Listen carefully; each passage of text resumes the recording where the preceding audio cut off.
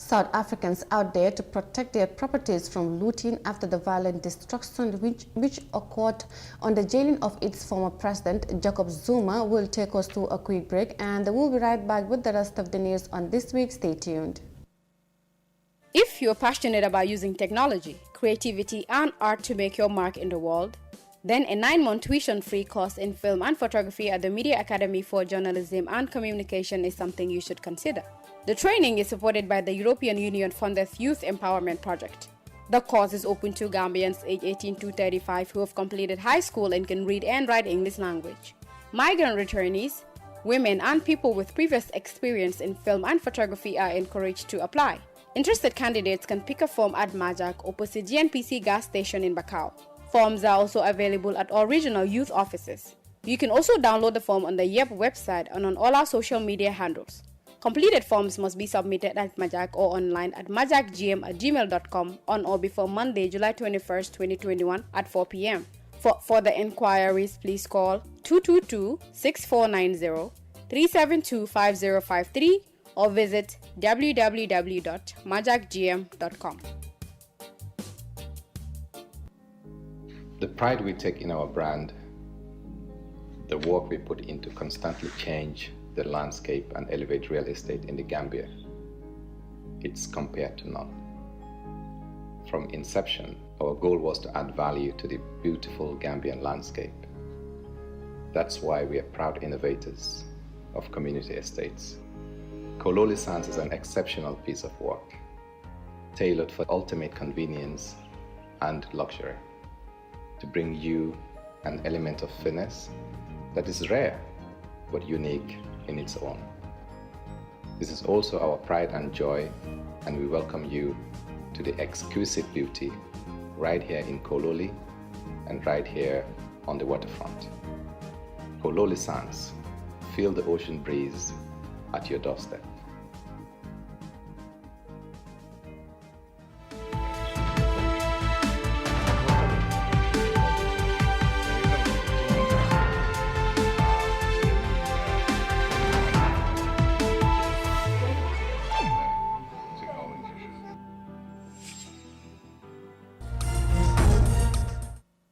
Welcome back, and this is still This Week Newscast. Now, Egypt has become the latest country to introduce video refereeing in the country's basketball league. The usage of the newly adopted refereeing system is not like the famous video assistance refereeing in football, authorities says. The IRS officiating system is only used in 3 African countries so far, including a North African nation. Here is more of that. The reforms in Egyptian basketball refereeing have gathered pace this month. The final stages of the top domestic league witnessed the introduction of the Instant Replay System, or IRS for short. It's a multi-angle video replay technique similar to video assistant referee in football. Objection to refereeing decisions are natural in any sport. Basketball is a much faster game than football. Therefore, spotting violations is harder. That's why there is a pressing need to apply the IRS. There are specific regulations, however, it cannot be applied anytime like in football. A referee can only resort to IRS if there is a mix-up in registering a score with 3 or 2 points, in tracking who was involved in a game fight, in affirming proper goaltending, and to ensure that the same player involved in a foul is shooting the ball. The replay technique is also useful to determine an end-of-time shot or foul. We started with just these 6 rules to apply IRS. There will be more utilization for that system in the future, but right now people are not yet accustomed to its application. We've only recently begun using this technology, and Egypt is only the 2nd or 3rd African nation to adopt the IRS. Internationally, there are 15 different situations where the IRS is used. Unlike most other sports, only the referee has the right to request an IRS review in basketball.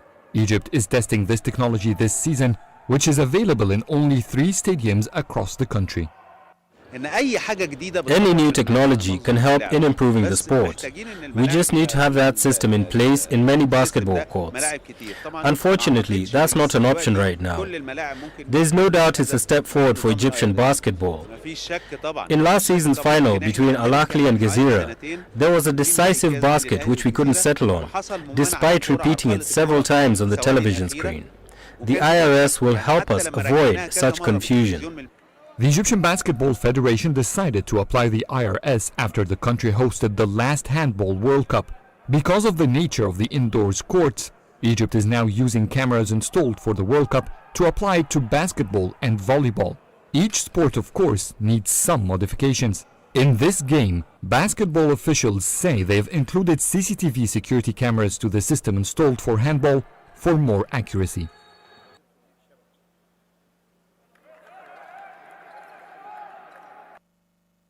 Now, given the accelerating slope in COVID-19 cases, the government announced the revival of the previous emergency measures to suppress the third wave of the virus. With the police fully empowered for the enforcement of the COVID-19 regulations, a $1,000 fine is prescribed for those found wanting. Public opinion showed that the situation is both worrying and reflective of fear. More in this report by our Sise. In the wake of controlling the spread of COVID-19 in the Gambia, the government has imposed new restrictions of wearing face masks at all times in public places. Those found violating this regulation or failing to wear a face mask in public places shall pay a fine of $1,000 effective on Saturday. However, this decision did not go down well with the public, as many argued that the decision was prompt and most of them are not aware. One such is Samba Chad, who blamed the government for failing to inform its citizens about such an issue prior.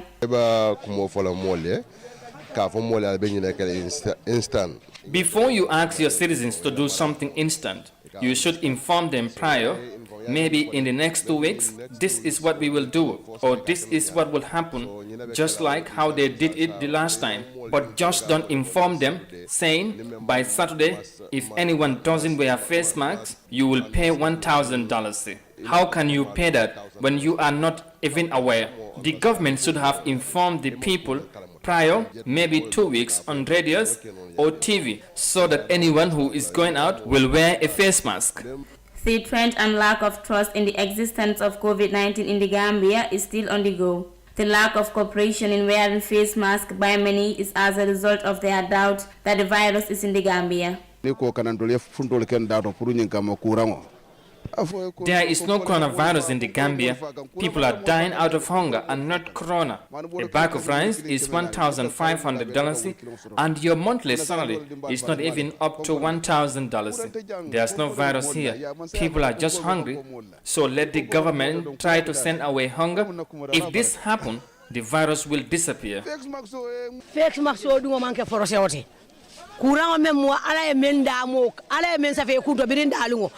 Wearing a face mask is not a force. Whatever is destined to happen will happen. Even if you wear hundreds of face masks, if Allah says you will have this virus, you will have it. Face masks cannot prevent anyone from death. It cannot prevent anyone from contracting the virus. So let them allow people to live. If anyone wants to wear a face mask, let them wear it. And if anyone cannot wear it, let them not wear it. Even if you wear this face mask, if it is time for you to die, you will die. They should not put any penalty of pay if you don't wear the face mask. Contrary to majority's concept about the new regulation, a vendor at Sarakunda Market supports the government decision, saying the regulation is there to save people from contracting the virus.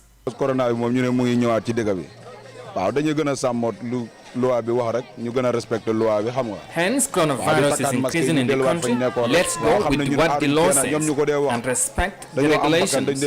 We should go back to wearing face masks. What the government is doing is just meant to help us from contracting the virus. So let us do whatever they say. The new regulations ordered all owners or managers of public and private premises and shops that are accessible to the public to ensure that persons entering such premises wear face masks. The recent surge in Gambia's COVID-19 cases is worrisome and calls for action. Currently, the country has recorded 6,610 COVID-19 confirmed cases, 188 deaths, and 5,991 people have recovered from the virus since March last year. Meanwhile, the Ministry of Health in a press statement said it will commence introducing the Sinopharm COVID-19 vaccine on Saturday, the 17th of July 2021. This is due to unlimited stock of the AstraZeneca vaccine in the country. Reporting for iAfrica News, I am Daisy. The report on the revival of the COVID-19 preventive measures by Ndai Cisse, in which the public have sown worry and fear, brings us to the end of this week's newscast. I am your presenter, Mariama Cham.